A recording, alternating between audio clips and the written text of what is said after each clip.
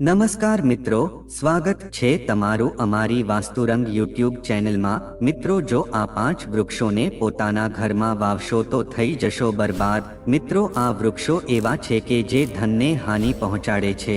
આથી જો તમે આ પ્રકારના વૃક્ષો અથવા તો છોડ તમે ઘરમાં અથવા તો ઘરની આજુબાજુમાં જો તમે વાવશો તો તમારા ઘરમાં ઘોર ગરીબી આવશે। તેની સાથે જ મિત્રો, આપણે આજના આ વિડીયોમાં એ વૃક્ષો વિશે જાણશું કે જો તમે આ પ્રકારના વૃક્ષો પોતાના ઘરમાં વાવશો તો બની જશો ધનવાન। મિત્રો, વાસ્તુશાસ્ત્રમાં અમુક શુભ છોડ અથવા તો વૃક્ષો એવા હોય છે કે જેને તમે પોતાના ઘરમાં અથવા તો ઘરની બાજુમાં વાવો છો તો મિત્રો તમારા ઘરમાં થશે લક્ષ્મી માતાનો વાસ। તો મિત્રો, આજના વિડીયોમાં આપણે એ જાણશું કે એવા કયા વૃક્ષો ઘરમાં વાવવા ન જોઈએ કે જેનાથી આપણા ઘરમાં ગરીબી ન આવી શકે, અને સાથે જ મિત્રો આપણે જાણશું કે એવા કયા વૃક્ષો અને છોડ વાવવા જોઈએ કે જેનાથી આપણા ઘરમાં ધનની વર્ષા થાય। તો મિત્રો, આ બધી જાણકારી આપણે આજના વિડીયોમાં જાણશું। આથી જો તમે આ વિડીયોને આખો જોઈ લીધો તો મિત્રો આનો લાભ તમને અવશ્યમાં પ્રાપ્ત થશે, કારણ કે મિત્રો આજના વિડીયોમાં અમે તમને એવી દુર્લભ જાણકારી આપશું કે જે તમને ક્યાંયથી નહીં મળી શકે।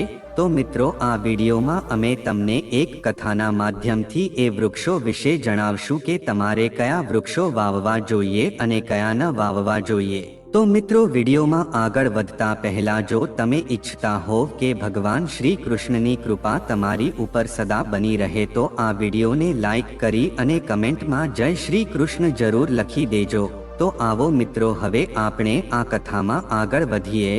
મિત્રો, ભગવાન શ્રી કૃષ્ણના મિત્ર તેને મળવા માટે દ્વારકા નગરીમાં પધારે છે। ભગવાન શ્રી કૃષ્ણ તેનું સ્વાગત કરે છે અને તેના આવવાનું કારણ પૂછે છે। ભગવાન શ્રી કૃષ્ણના મિત્રો તેને કહે છે કે હે કેશવ, તમે તો સર્વજ્ઞ છો, તમે બધું જ જાણો છો, પણ આજે હું તમારી પાસે એ વસ્તુ જાણવા માટે આવ્યો છું કે મનુષ્યએ કયા કયા વૃક્ષો વાવવા જોઈએ અને કયા વૃક્ષો પોતાના ઘરે અથવા તો ઘરની સામે વાવવા જોઈએ, તેમજ કયા વૃક્ષો વાવવાથી ગરીબી દૂર થાય છે, તેમજ શત્રુ રોગ ભય ભૂત પિશાચ વગેરે જેવા સંકટોથી બચવા માટે કયા વૃક્ષો વ્યક્તિએ ઘરની સામે અથવા તો ઘરની બાજુમાં વાવવા જોઈએ। તો મિત્રો, ભગવાન શ્રી કૃષ્ણ સ્મિત સાથે કહે છે કે હે મિત્ર, તમે આજે સમસ્ત માનવ જાતિના કલ્યાણને અનુલક્ષીને અત્યંત મહત્વપૂર્ણ પ્રશ્ન કર્યો છે। મિત્રો, આ સંસારમાં વૃક્ષોનું બહુ મોટું યોગદાન છે। વૃક્ષો છે એ હંમેશા પૂજનીય હોય છે, પણ આજે તમે એક ઉચિત પ્રશ્ન કર્યો છે। ઘરની સીમામાં વૃક્ષો વાવવા એ બહુ શુભ ફળ પ્રદાન કરે છે। વૃક્ષ તથા છોડ છે એ ઘરની સુંદરતાને વધારે છે, અને તેની સાથે જ મિત્રો આ વૃક્ષો અને છોડ વાતાવરણને શુદ્ધ રાખે છે। વૃક્ષોથી સકારાત્મક ઉર્જાનો સંચાર થાય છે કે જે મનુષ્યના જીવન માટે અત્યંત આવશ્યક હોય છે। વૃક્ષો છે એ નકારાત્મકતાને દૂર કરીને વાતાવરણમાં સકારાત્મક ઉર્જાનો સંચાર કરે છે। મિત્રો, ઘરની સામે શુભ વૃક્ષો અને છોડવાઓ વાવવાથી ઘરમાં સુખ સમૃદ્ધિ આવે છે। તેની સાથે જ મિત્રો આ વૃક્ષ અથવા તો છોડ છે એ ઘણા પ્રકારના વાસ્તુદોષને નષ્ટ કરી નાખે છે, તેમજ ઘરના આંગણામાં જે પણ વૃક્ષ હોય છે આપણા ઘરને દેવતાની સમાન ઘરનું રક્ષણ કરે છે। આથી હે મિત્ર, આપણે આપણા ઘરમાં અથવા તો ઘરની બહાર કયા વૃક્ષો વાવવા જોઈએ અને કયા વૃક્ષો ન વાવવા જોઈએ એ વસ્તુ જાણવા માટે હું તમને એક પ્રાચીન કથા સંભળાવું છું કે જેનાથી તમને સમજાઈ જશે કે વૃક્ષો તેમજ છોડવાઓનું ઘરમાં હોવું એ કેટલું શુભ હોય છે અને કયા વૃક્ષો તેમજ છોડવાઓ ઘરે અથવા તો ઘરની બાજુમાં વાવવાથી ઘરમાં ગરીબી આવે છે। જે કોઈ પણ મનુષ્ય મિત્રો આ કથાનું શ્રવણ કરે છે એના બધા જ પાપો છે એ નષ્ટ થઈ જાય છે અને તેના ઘરમાંથી દરિદ્રતાનો નાશ થઈ જાય છે। મિત્રો, ભગવાન શ્રી કૃષ્ણનો મિત્ર કહે છે કે હે કેશવ, તો હવે હું આ કથાને ધ્યાનથી આખી જ સાંભળીશ, તો કૃપા કરીને તમે મને એ કથા સંભળાવો। તો ભગવાન શ્રી કૃષ્ણ કહે છે કે હે મિત્ર, એક પૂર્વકાળની વાત છે। મધ્ય દેશમાં એક અત્યંત શોભાયમાન નગર હતું। એ નગરમાં ધનેશ્વર નામનો એક વૈશ્ય પોતાની પત્ની સુમતીની સાથે નિવાસ કરતો હતો। ધનેશ્વર છે એ ભગવાન વિષ્ણુનો ભક્ત હતો અને તે દરરોજ ભગવાન વિષ્ણુની પૂજા અર્ચના કરતો હતો। ધનેશ્વરની પત્ની સુશીલ અને ગૃહકાર્યમાં સારી હતી, તેમજ ઘરમાં કોઈ વસ્તુની કમી ન હતી. ભગવાનની કૃપાથી તેની પાસે બધી જ વસ્તુઓ હતી. આવી રીતે ઘણા બધા દિવસો વીતી ગયા. પછી ધનેશ્વરની જે પત્ની હતી કે જેનું નામ સુમતી હતું, તેણે પોતાના ઘરના આંગણામાં અમુક વૃક્ષો વાવ્યા અને એ વૃક્ષોને જળ અર્પણ કરીને તેની સેવા કરવા લાગી. પણ મિત્રો, ધનેશ્વરની પત્નીને વૃક્ષારોપણનું જ્ઞાન ન હતું. એને જે વૃક્ષો સારા લાગ્યા એ વૃક્ષોને તેણે પોતાના ઘરમાં વાવી દીધા કે જે અમુક વૃક્ષ અશુભ હતા તો એ વૃક્ષ શોધીને પોતાના ઘરમાં વાવી દીધા કે જેના કારણે તે વૈશ્ય ધનેશ્વરને તેના વ્યાપારમાં ઘણું બધું નુકસાન થયું. તેમજ તેના ઘરમાં દરરોજ ગ્રહ કલેશ થવા લાગ્યો અને તે પતિ પત્નીમાં વારે વારે ઝઘડો થવા લાગ્યો. તે બંનેના જીવનમાં ઘણી બધી કઠણાઈઓ આવવા લાગી. તે ધનેશ્વરનો આખો ધંધો જ પડી ભાંગ્યો હતો અને તેનું બધું ધન સાવ નષ્ટ થઈ ગયું હતું. હવે તેને પાસે અનાજ ખરીદવા માટે પણ પૈસા ન હતા. આથી તે ભૂખ્યો રહેવા લાગ્યો. આથી તે ક્રોધિત થઈને તેની પત્ની પણ ગુસ્સો કરવા લાગી કે તેના પતિને કોઈ કામ કરવા માટે કહેતી હતી, પણ ધનેશ્વરને કોઈ કામ મળતું ન હતું. આથી તેણે આવીને પોતાની પત્નીને કહ્યું કે મને કોઈ કામ મળતું નથી તો હવે હું શું કરું. આથી તે બંને હવે બહુ ચિંતામાં આવી ગયા હતા. તે બંને પાસે કંઈ બચ્યું ન હતું. આથી આ પ્રકારના અશુભ વૃક્ષો વાવવાથી તે બંનેના જીવનમાં ઘોર ગરીબી આવી ગઈ. પણ તે બંને આ વાતને જાણતા ન હતા. પછી એક દિવસ એક સાધુ મહારાજ તે ધનેશ્વરના ઘરે પધારે છે. તેને જોઈને ધનેશ્વરને પ્રણામ કરે છે અને તેને કહે છે કે હે સાધુ મહારાજ, પધારો. આ ગરીબના ઘરમાં તમારું સ્વાગત છે. કહો, હું તમારી શું મદદ કરી શકું. તો તે સાધુ મહારાજ કહેવા લાગ્યા કે હે મહોદય, હું તીર્થયાત્રા ઉપર નીકળ્યો છું. વિશ્રામ કરવા માટે કોઈ જગ્યા શોધું છું. જો તમને કોઈ વાંધો ન હોય તો તમે મને પોતાના ઘરમાં સ્થાન આપી શકો છો. હું ઘણા દિવસોથી ભૂખ્યો છું. જો મને થોડુંક ભોજન મળી જશે તો તમારી વધારે કૃપા રહેશે. સાધુ મહારાજના આવા વચનો સાંભળીને તે ધનેશ્વર કહેવા લાગ્યો કે હે સાધુ મહારાજ, તમે અવશ્ય કોઈ પુણ્ય આત્મા લાગો છો. તમારા મુખમાં બહુ તેજ છે. તમારી સેવા કરવાનો આનાથી સારો મોકો મને નહીં મળી શકે. તો કૃપા કરીને તમે મારા ઘરમાં આવો. પછી તે સાધુ મહારાજ તેના ઘરમાં જઈને આરામ કરવા લાગે છે. ધનેશ્વર તે સાધુ મહારાજની ઘણી બધી સેવાઓ કરે છે, પણ તેની પાસે ભોજન માટે કોઈ અન્નનો દાણો પણ ન હતો. તો તે પોતાની પત્નીને કહે છે કે હે પ્રિય, આજે આપણા ઘરમાં જે સાધુ મહાત્મા આવે છે તો આપણે તેના ભોજન માટે કોઈ વ્યવસ્થા જરૂર કરવી પડશે. આટલા માટે હું ગામમાં જાઉં છું અને કંઈક લઈને આવું છું. આથી તે ધનેશ્વર ગામમાં જાય છે અને એક શેઠ પાસેથી ધન માંગે છે. પણ શેઠ તેને કોઈ વસ્તુ આપવા માંગતો ન હતો. પણ ધનેશ્વર તેને બહુ વિનંતી કરવા લાગ્યો. તો શેઠ એવું કહેવા લાગ્યો કે હું તને ધન આપું છું, પણ જો તું મને પછી પાછું નહીં આપે તો હું તારું આખું ઘર જ લઈ લઈશ. તો ધનેશ્વર વાત માની જાય છે. આથી શેઠ તેને જે કાંઈ પણ ધન આપે છે એનું તે ધનેશ્વર થોડાક શાકભાજી, દૂધ અને થોડાક ચોખા લઈને પછી ઘરે આવે છે. આથી ધનેશ્વરની પત્ની તે સાધુ મહારાજને પ્રેમથી જમાડે છે. તે સાધુ મહારાજ છે એ ધનેશ્વરની આવી ભક્તિ જોઈને બહુ પ્રસન્ન થઈ જાય છે અને જાતી વખતે તેને કહે છે કે હું તારી સેવાથી બહુ પ્રસન્ન થયો છું. આથી તું મને કે તારી શું મનોકામના છે, હું અવશ્ય પૂર્ણ કરીશ. તો તે ધનેશ્વર એવું કહે છે કે હે મહાત્મા, તમારા આશીર્વાદ જ મારા માટે બધું છે. પણ હું તમારી પાસેથી એ વસ્તુ જાણવા માંગુ છું કે કયા પાપના કારણથી મારા ઘરમાં ગરીબીનો વાસ થઈ ગયો છે. અમે તો ભગવાન વિષ્ણુની બહુ ભક્તિ કરી હતી, પણ તેમ છતાં અમારા જીવનમાં ગરીબી શા માટે આવી ગઈ છે? આનું શું કારણ હોઈ શકે અને આ ગરીબીને દૂર કરવા માટે મારે કયો ઉપાય કરવો જોઈએ? પછી તે સાધુ મહારાજ કહે છે કે હે વૈશ્ય, હું જ્યારે તારા દ્વાર ઉપર આવ્યો હતો ત્યારે જ મને ખબર પડી ગઈ હતી કે તારા જીવનમાં ઘોર ગરીબી અને સંકટ આવ્યા છે, કારણ કે તારા ઘરની સામે જે વૃક્ષો છે એ જ તારી દરિદ્રતાનું કારણ બનેલા છે. આટલા માટે તું આ વૃક્ષોને હટાવીને એના સ્થાન ઉપર શુભ વૃક્ષ અને છોડ વાવી દેજે. તારી પત્નીએ તારા ઘરની સામે જે પણ વૃક્ષારોપણ કર્યું છે એ વૃક્ષ છે બહુ અશુભ છે, એના કારણે જ તમારી આવી હાલત થઈ છે. તો ધનેશ્વર કહે છે કે હે મહાત્મા, કૃપા કરીને મને જણાવો કે ઘરની સામે કયા વૃક્ષો રોપવા જોઈએ કે જેનાથી ઘરમાં સુખ સમૃદ્ધિ આવે અને એવા કયા વૃક્ષો ઘરની સામે ન વાવવા જોઈએ. તો કૃપા કરીને તમે મને વિસ્તારથી સમજાવો, હું તમારો બહુ આભારી રહીશ. પછી તે સાધુ મહાત્મા કહે છે કે હે વૈશ્ય, ઠીક છે, હવે હું તને એ શુભ વૃક્ષો વિશે જણાવું છું કે જેને ઘરની સામે અથવા તો ઘરમાં વાવવાથી શુભ ફળની પ્રાપ્તિ થાય છે. આટલા માટે તું ધ્યાનથી સાંભળજે. જે કોઈ વ્યક્તિ જો પીપળાનું વૃક્ષ છે એ કોઈ નદી અથવા તો તળાવની પાસે વાવે છે તો તે સૌથી વધુ શુભ મનાય છે. આથી તે પીપળાના પાન જો ખરીને તે નદી અથવા તો તળાવમાં પડે છે તો તે પિંડની સમાન થઈને પિતૃઓને તૃપ્તિ પ્રદાન કરે છે. આનાથી બધા જ પ્રકારના પિતૃદોષ છે સમાપ્ત થઈ જાય છે.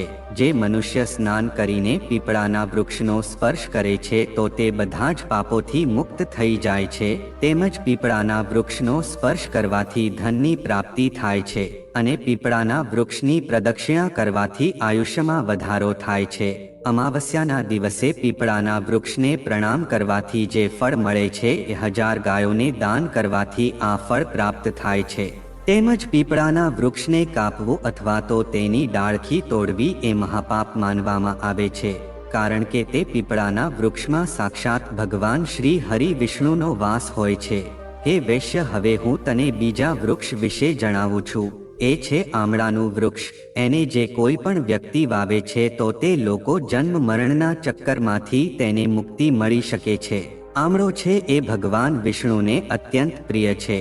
તેમજ આમળાના ફળની ખાવાથી ઉત્તમ ફળની પ્રાપ્તિ થાય છે અને આમળાનો રસ પીવાથી રોગોનો નાશ થાય છે. જે ઘરમાં પણ આમળાનું વૃક્ષ હોય છે એ ઘરમાં ક્યારેય પણ ભૂત પ્રેતનો પડછાયો લાગતો નથી. મિત્રો, જો એકાદશીના દિવસે આમળો મળી જાય તો સંસારના બધા તીર્થોથી વધીને ફળને પ્રાપ્ત થાય છે. જે ઘરની સામે જો આમળાનું વૃક્ષ હોય છે તો એ જગ્યા ઉપર સાક્ષાત લક્ષ્મી નારાયણ નિવાસ કરે છે. તેમજ મિત્રો, ત્રીજું વૃક્ષ છે એ મિત્રો આસોપાલવ છે. મિત્રો, આસોપાલવમાં અપ્સરાઓનો વાસ હોય છે. આસોપાલવ છે એ શોકનો નાશ કરવા વાળું અને નિરાશાનો નાશ કરવા વાળું વૃક્ષ માનવામાં આવે છે. મિત્રો, આસોપાલવના વૃક્ષને ઘરની આજુબાજુમાં અથવા તો ઘરમાં વાવવાથી ઘરમાં સુખ શાંતિ બની રહે છે. આસોપાલવનું વૃક્ષ છે એ શીતળતા અને યૌન પ્રદાન કરવાવાળું વૃક્ષ મનાય છે. મિત્રો, લક્ષ્મી માએ જ્યારે દેવી સીતાના રૂપમાં અવતાર લીધો હતો ત્યારે રાવણ દ્વારા અપહરણ કરીને પછી એનો વાસ અશોક વાટિકામાં હતો.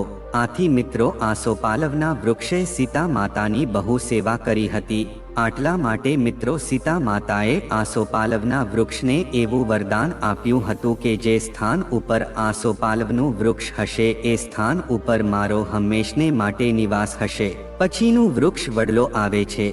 બધા જ વ્યક્તિએ વડલાનું વૃક્ષ અવશ્ય વાવવું જોઈએ. આ વૃક્ષ લગાવવાથી જે ફળ મળે છે એ મહાયજ્ઞની સમાન હોય છે. કળિયુગમાં મિત્રો, વ્યક્તિ છે એ યજ્ઞ નહીં કરી શકે, આથી તેને એક વડલાનું વૃક્ષ અવશ્ય વાવવું જોઈએ. તેમજ મિત્રો, પાંચમું વૃક્ષ છે એ જાંબુડાનું વૃક્ષ આવે છે. જે કોઈ મનુષ્ય કન્યા પ્રાપ્તિની કામના કરે છે તો તે લોકોએ જાંબુડાનું વૃક્ષ અવશ્ય વાવવું જોઈએ. મિત્રો, જે મનુષ્યના ઘરની સામે એક ચામુડાનું વૃક્ષ હશે એ લોકોના ઘરમાં અવશ્ય એક દીકરી એટલે કે કન્યાનો જન્મ થશે કે જે કુળનું ગૌરવ વધારી દેશે. તેમજ મિત્રો, છઠ્ઠું વૃક્ષ છે એ બીલીપત્રનું વૃક્ષ આવે છે. મિત્રો, આ વૃક્ષ છે બહુ શુભ માનવામાં આવે છે. તેમજ મિત્રો, બીલીપત્રના વૃક્ષમાં ભગવાન શિવ તેમજ માતા પાર્વતીનો વાસ હોય છે. તેની સાથે જ મિત્રો, બીલીપત્રના વૃક્ષની પાસે જો તમે ગુલાબનો છોડ વાવો છો તો મિત્રો, ભગવાન શિવની સાથે માતા પાર્વતી બંનેના આશીર્વાદ તમને પ્રાપ્ત થઈ શકે છે. તેમજ તે વ્યક્તિના ઘરમાં ક્યારે પણ દુઃખ અને દરિદ્રતા આવી શકતી નથી. એ ઘરમાં ક્યારે અકાળે મૃત્યુ થઈ શકતું નથી અને કોઈ સ્ત્રી ઘરમાં વિધવા પણ બની શકતી નથી. તેમજ મિત્રો બીજું વૃક્ષ છે એ નારિયાળીનું આવે છે। મિત્રો આ વૃક્ષ છે એ પણ બહુ શુભ આમ માનવામાં આવે છે। મિત્રો કોઈ પણ શુભ કાર્યની શરૂઆતમાં આપણે નારિયેળનો ઉપયોગ કરીએ છીએ કે જેને આપણે શ્રીફળ તરીકે ઓળખીએ છીએ। આ અત્યંત શુભ માનવામાં આવે છે। મિત્રો જો ઘરના આંગણે નારિયાળીનું વૃક્ષ હોય તો તે ઘરમાં શુભતા હોય છે અને એ ઘરના સદસ્યોનું સમાજમાં વધારે માન સન્માન હોય છે। તેમજ મિત્રો જે કોઈ વ્યક્તિ જો સુંદર પત્નીની કામના કરે છે તો તેને એક દાડમનું વૃક્ષ અવશ્ય વાવવું જોઈએ। તેની સાથે જ મિત્રો પલાસનું વૃક્ષ છે બ્રહ્મ તેજ પ્રદાન કરે છે, આટલા માટે મિત્રો આ વૃક્ષનું રોપણ અવશ્ય કરવું જોઈએ।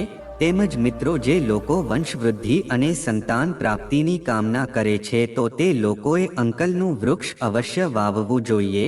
જો કોઈ મનુષ્ય કોઈ મોટી બીમારીથી પીડિત હોય તો તેને ખેરનું વૃક્ષ લગાવવું જોઈએ। આ વૃક્ષ આરોગ્ય પ્રદાન કરવાવાળું હોય છે, આટલા માટે આ વૃક્ષનું રોપણ આપણા ઘરની આજુબાજુમાં કરવાથી કાર્યમાં નિપુણતા આવે છે અને શુભ ફળની પ્રાપ્તિ થઈ શકે છે।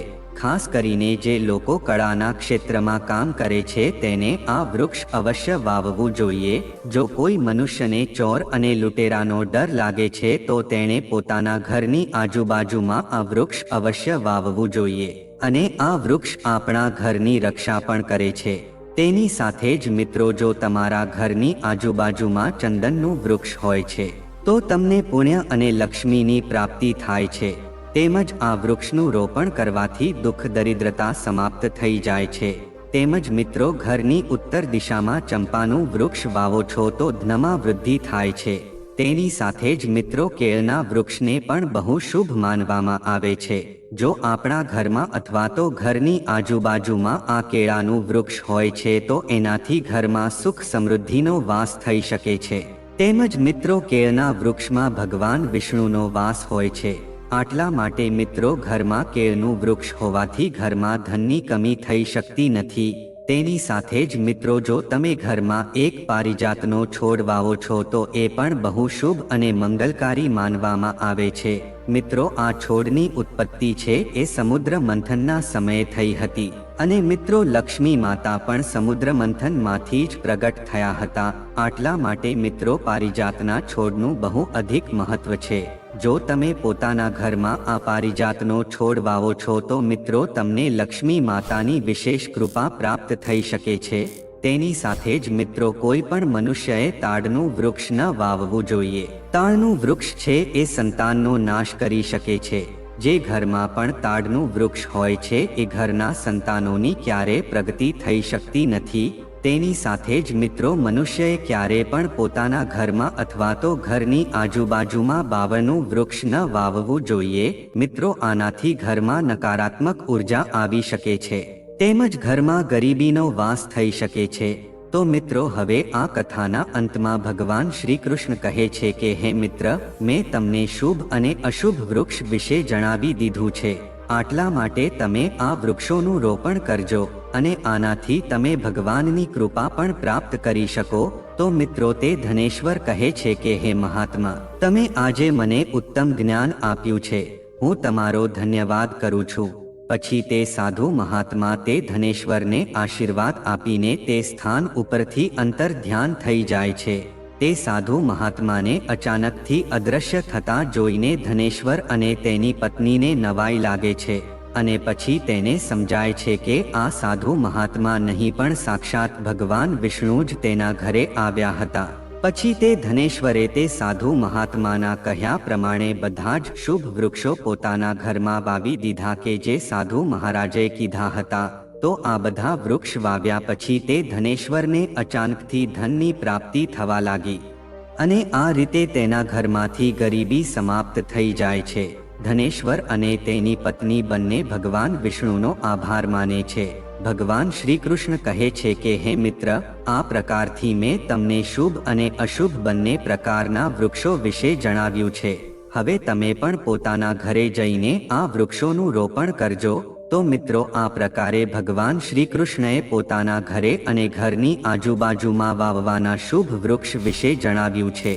તો મિત્રો જો આ માહિતી તમને ગમી હોય તો વિડીયોને લાઈક કરી અને ચેનલને સબસ્ક્રાઇબ પણ કરી દેજો। કે જેથી કરીને અમે રોજ વાસ્તુશાસ્ત્રને લગતા વિડીયો લાવતા રહીએ. તમારો દિવસ શુભ રહે મિત્રો. ધન્યવાદ.